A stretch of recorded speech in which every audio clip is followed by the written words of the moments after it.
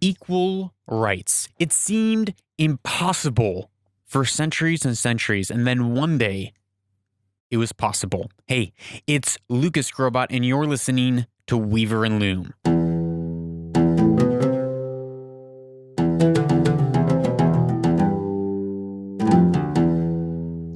Welcome to episode 82 of Weaver and Loom Own the Future. And this week we've been talking about stories, people who have done the impossible. They were told that this will never happen. Science told them it would never happen. The society said it was impossible. They said the weather conditions were wrong. The science and the math would never add up. You could never run a 4-minute mile. Humans could never fly. Slavery would never be ended. And people would never have equal rights. Well, there are a lot of stories that we could talk about when it comes to equal rights. We could talk about women's suffrages and Kenney, who was thrown in jail when she stood up and demanded an answer from Parliament, and she empowered millions of others. We could talk about women like Fawziah al-Bakr, who lost her job in 1990 in Riyadh when she drove her car with 47 other women to demand the rights of women to be able to drive in Saudi. There's many stories that we could tell, but today I wanted to tell the story of Rosa Parks, not necessarily because of Rosa Parks. She's very famous. It's a quite well-known story, but there's a part in the story when I was looking through this week on exactly what story I wanted to tell. There's a part in the story that I found so impactful that I wanted to share. So first, Rosa Parks. It is the year 1955. It's December 1st. She is coming home after a long day of work. She sits down in the front of the bus, which at this point there's segregation. She should be sitting in the back of the bus. And the bus driver says, "Hey, you need to move to the back of the bus. There's a white man who needs to sit in your seat." She says, no way. I ain't moving.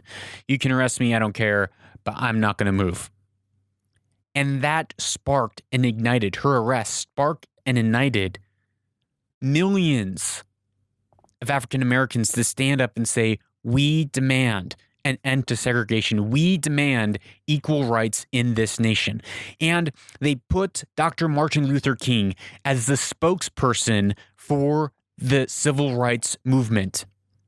Now, when Dr. Martin Luther King came on board, he said, we are going to see the civil rights movement happen peacefully and without violence. We are not going to resort to violence to see our rights come to pass, but we are going to do so peacefully. Well, his critics didn't like it. The people on his team didn't like this. Like, the only way this is going to happen is if we make a ruckus, if we stand up and shout and riot and demand our rights. Otherwise, it will never happen. He said, no, we're going to do it peacefully. Well, it turns out January 13th, 1956, just 6 weeks later, after Rosa Parks was arrested, someone threw a bomb at Dr. Martin Luther King's house. When it exploded, the neighborhood gathered, the masses gathered, they all came around Dr. Martin Luther King's house. He came out, he forgave the people that bombed his house publicly, and then, according to Taylor Branch in The Parting of the Waters, tells what happens next, and this is a quote. King walked out onto the front porch, holding up his hands for silence. He tried to still the anger by speaking with an exaggerated peacefulness in his voice. Everything was all right, he said. Don't get panicky. Don't do anything panicky. Don't get your weapons. If you have weapons, take them home. He who lives by the sword will perish by the sword. Remember, that is what Jesus said. We are not advocating violence. We want to love our enemies. I want you to love our enemies. Be good to them. This is what we must live by. We must meet hate with love. When the crowd of several hundred was silent, he continued, I did not start this boycott. I was asked by you to serve as your spokesman.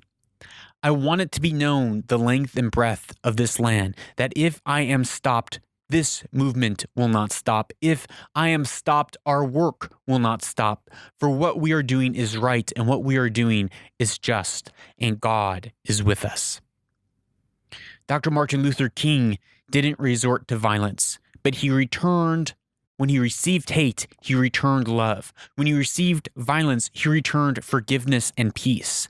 He lived counterculturally, and he saw a civil rights movement that is renowned throughout all of history, throughout all the world. We look to this man, to this moment of how he was one who stood up and changed all of history.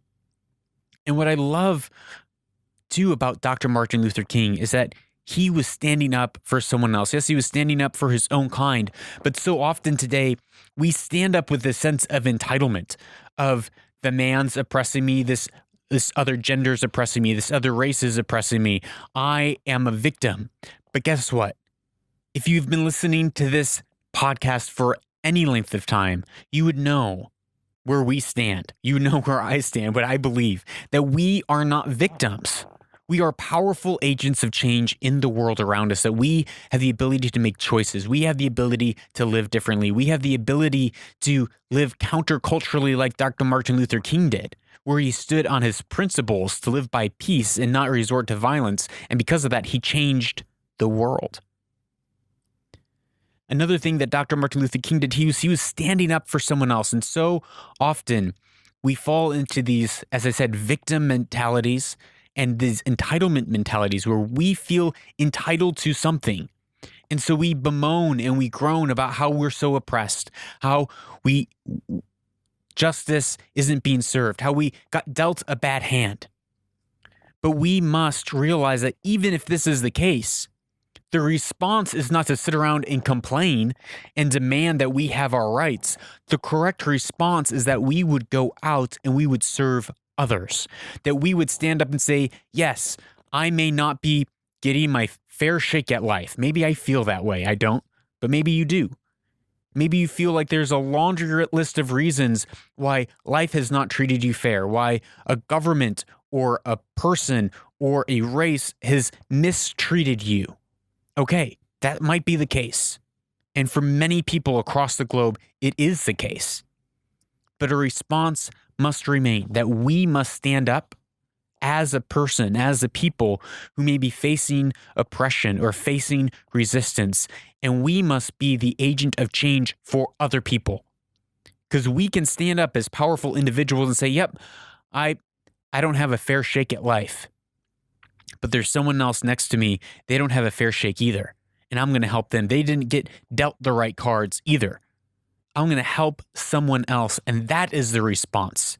The response to injustice is not demanding our own entitlements and not demanding our own rights, but it's about giving up our rights so that we can serve someone else, so that we can be generous to someone else. It's laying down our lives for someone else's sake. That is where greatness comes. That is where change comes. That is where living counterculturally in a way that actually has a footprint, has an imprint on the world around us for future generations. That's where it happens, because it's when we give. That's when we create a legacy for ourselves, for our grandchildren, our great-grandchildren, and for the world around us. Thank you for listening to this episode. I hope it has encouraged you and spurred you on to live counterculturally, to live in a place of forgiveness, and live in a place of, rather than demanding your entitlements, looking for ways to serve, looking for ways to lay down your rights to serve other people around you who are probably going through it much worse than you are, because there's always someone who's going through it worse than you or I. If you have been listening to this podcast for any length of time, whether it's just the 10 minutes of this episode or all 82 episodes prior, I would ask one thing of you. One thing. Would you share it with a friend? Would you share this podcast with someone else that you know is looking to make an impact on the world around them? Also, I love getting your questions. Please go over to lucasscrobot.com or to my Instagram at lucasscrobot or to LinkedIn or email me. your questions. I would love to hear them and answer them right here on Own the Future, Weaver and Loom. Thank you for listening.